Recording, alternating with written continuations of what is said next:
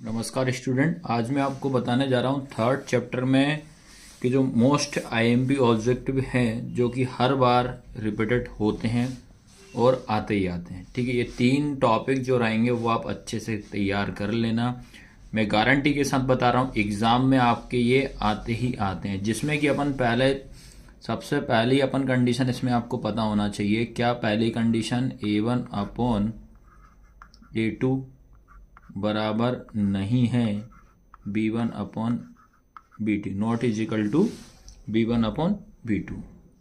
ठीक है, और एग्ज़ाम में पेपर में कैसे पूछा वो भी मैं आपको बताऊंगा, किस तरीके से कैसे एग्ज़ाम में आपसे इसके क्वेश्चन पूछे जाते हैं। ठीक है, पहली चीज़ इतना क्लियर होगा। अब आपसे इसमें पूछा कि बताइए A1/A2 बराबर नहीं है B1/B2। आपसे पूछता है कि इसकी बताइए रेखाएं क्या होती हैं। क्या पूछ लिया आपसे? रेखाएं, या इंग्लिश में क्या हो जाएगा, लाइंस। तो इसमें हमेशा याद रखना है इसकी जो रेखाएं जो होती हैं वो क्या होती हैं, प्रतिच्छेद होती हैं। क्या होती है? प्रतिच्छेद, जिसको बोला जाता है इंटरसेक्टिंग लाइन। ठीक है, ये लाइन की बात हो गई। अब बेटा इसी में अगर आपसे पूछ दिया कि ये बताइए कि ये लाइन, इसका सॉल्यूशन क्या होगा। क्या पूछ देंगे अपन से? सॉल्यूशन। सॉल्यूशन का मतलब क्या होता है? हल। आपसे पूछ दी हल, हल का मतलब क्या होगा? सॉल्यूशन। तो आपको ध्यान रखना इसका जो सॉल्यूशन होगा वो होगा अद्वितीय। क्या होगा? अद्वितीय, या इसको बोलेंगे अपन यूनिक सॉल्यूशन, या बोल सकते हैं अपन वन सॉल्यूशन। ठीक है, तो इसमें आपको ये पहली कंडीशन याद रखनी पड़ेगी। तो पहली कंडीशन क्या है इसकी कि A1/A2 बराबर नहीं है B1/B2 के। इसमें आपको याद रखना है अगर आपसे रेखाएं पूछेगा तो रेखाएं अपन क्या बताएंगे? प्रतिच्छेद बताएंगे, इंटरसेक्टिंग लाइन बताओगे आप। उसके बाद आता है हल में अगर पूछेगा सॉल्यूशन तो क्या आता है? अद्वितीय हल आता है, यूनिक सॉल्यूशन आता है और वन सॉल्यूशन आता है। तो पहली कंडीशन आपको याद होना चाहिए। ठीक है, और एक चीज और याद रखना है इसमें, अगर आपसे पूछ ले बताइए कि ये कंसिस्टेंट है कि इनकंसिस्टेंट है, तो इसमें हमेशा याद रखना संगत है कि असंगत है। तो ये आपका कहलाता है संगत। क्या कहलाता है आपका? संगत, जिसको बोला जाता है कंसिस्टेंट। याद रखना क्या बोला जाता है? कंसिस्टेंट। और ये कि एग्जाम में 101% आते ही आता है। तो इतना आपको पहला फैक्ट याद रखना है पहली वाले इक्वेशन या पहला वाले कंडीशन में। ठीक है, अब याद रखना है इसी की अपन को अब सेकंड कंडीशन। तो सेकंड कंडीशन आपको क्या याद रखना है? A1/A2 बराबर B1/B2 बराबर C1/C2 की बात करते हैं। अगर आपसे पूछा रेखाएं, रेखाएं का मतलब क्या होगा? लाइन। तो हमेशा माइंड में बैठा लेना इसमें जो रेखाएं या लाइन जो होती हैं वो होती हैं संपाती। क्या होती हैं? संपाती, जिसको इंग्लिश में अपन बोला जाता है कोइंसिडेंट लाइन, ये बोला जाता है। इतना क्लियर। अब बात करते हैं हल की। आपसे पूछ दिया हल बताइए, हल का मतलब क्या हो जाएगा? सॉल्यूशन बताइए। तो इसका जो सॉल्यूशन जो रहेगा वो आपको मैं बता दे रहा हूँ। इसका सॉल्यूशन रहेगा अनेक हल, या आएगा आपका मेनी सॉल्यूशन। क्या आएगा?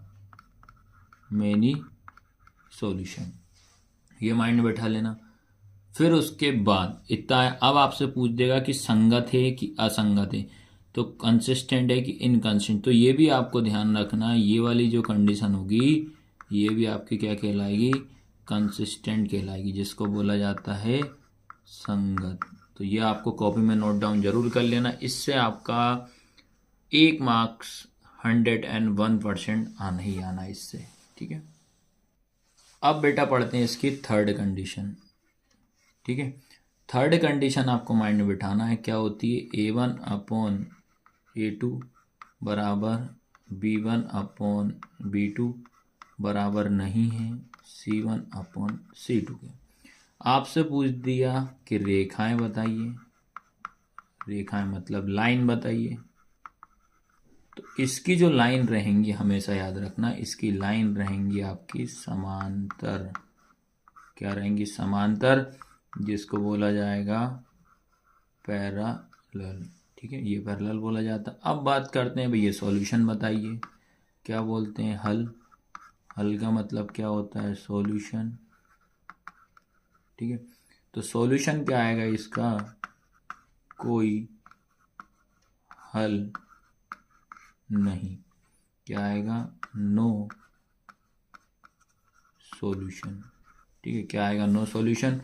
अब आपसे पूछ दिया कि बताइए कि संगत है कि असंगत, तो ये हमेशा याद रखना, ये होता है आपका इनकंसिस्टेंट। क्या होता है, इनकंसिस्टेंट, जिसको अपन बोलते हैं असंगत। तो ये इतना फैक्ट आपको माइंड में बिठा रखना है। अब आपसे मैं पूछ रहा हूं कि एग्जाम में कैसे क्वेश्चन पूछा था आपसे, तो वो भी मैं आपको क्लियर करा दे रहा हूं, पर उसका सॉल्व जो आंसर रहेगा वो आप खुद देखकर मुझे बताना पड़ेगा। ठीक है, ये एक मैंने ओल्ड पेपर लिया है, उसमें रिसेंट वाला ही है ये पेपर, ज़्यादा पुराना नहीं है। इस क्वेश्चन में देखते हैं किस तरीके से आपसे पूछा। थर्ड चैप्टर का था, समीकरण युग्म A1x plus B1y plus C1 बराबर 0 तथा A2x plus B2y plus C2 बराबर 0 का कोई हल नहीं होगा यदि पहली कंडीशन A1/A2 बराबर नहीं है B1/B2, बी वाला है A1/A2 बराबर B1/B2 बराबर नहीं है C1/C2, फिर आता है A1/A2 बराबर B1/B2 बराबर C1/C2, फिर ये था लास्ट कंडीशन। तो आपको इसमें बताना है कोई हल नहीं।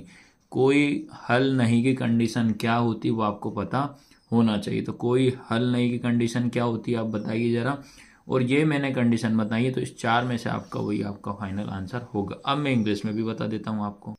ये देखिए इंग्लिश की में भी अपन देख लेते हैं, क्या है, pair of equation A1x plus B1y plus C2 equal 0 comma A2x plus B2y plus C2 बराबर 0 हैव नो सॉल्यूशन। क्या पूछ रहा है, no solution. If no solution की कंडीशन आपको बताना है।